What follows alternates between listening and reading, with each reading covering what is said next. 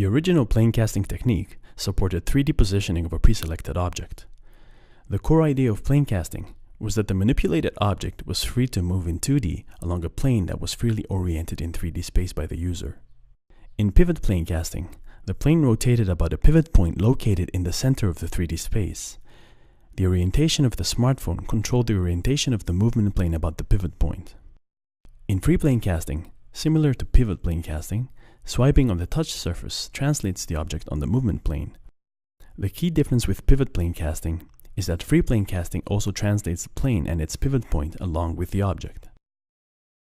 Our work is based on free plane casting, which will be referred to as plane casting. We made several extensions to plane casting.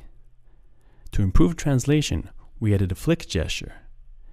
This allows the user to launch the object inertially in the direction of the flick. During the object's motion, a touch on the surface stops the inertial motion.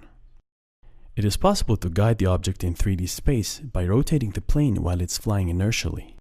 Translating objects with plane casting requires repeated pronation and supination for fine positioning orthogonal to the movement plane.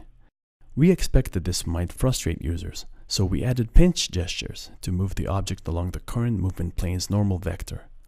Pinching the fingers away translates the object parallel to and in the direction of the plane normal.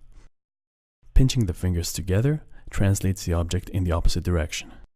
This mapping is similar to that used by sticky tools or most touch user interfaces, where pinching away brings the object closer to the surface, like zooming in. Pinching yields motion vertical to the movement plane and could be useful in visualization applications where the plane acts as a slicing plane.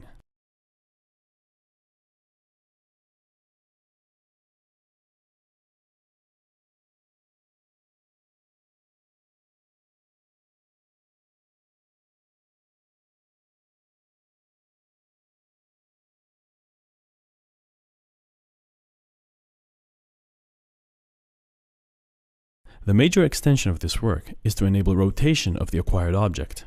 Holding the volume up button puts the system in rotation mode.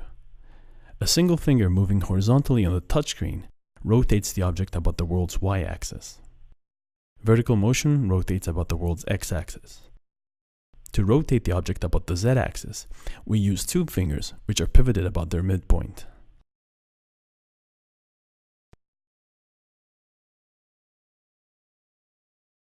If the two fingers are moved in parallel, their motion is interpreted as a single touch point, which induces the same rotation as the single finger mode.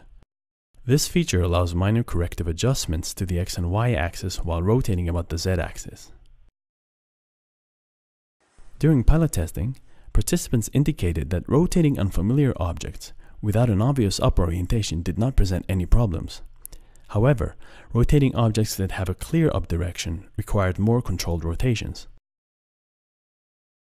For this reason, we decided to add single-axis constrained rotations. Analysis of our pilot study data revealed that users rarely reach the corners of the touch display when translating with plane casting. Therefore, we decided to use the screen corners for explicit rotation mode changes. Using axis constrained mode requires the first touch to be near the corner. The natural shape of the hand allows for a stationary finger in the corner, while another finger moves freely to control 1 degree of freedom. A forefinger on the top right corner constrains rotation about the world's y-axis. The thumb is used to control rotation.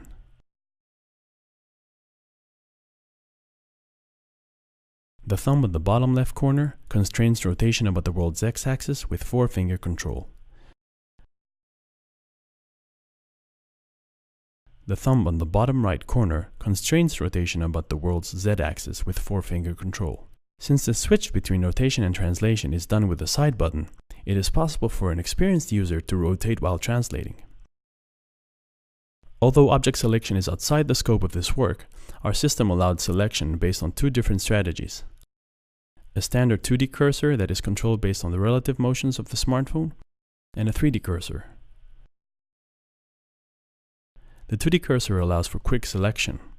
However, depending on the application scenario, a 3D cursor could also be useful in order to reach occluded objects or to bump objects out of the way. We evaluated inspect against the gold standard wand technique in a 3D movement and a 3D rotation task in order to provide a baseline reference. More details on the experimental task can be found in the paper.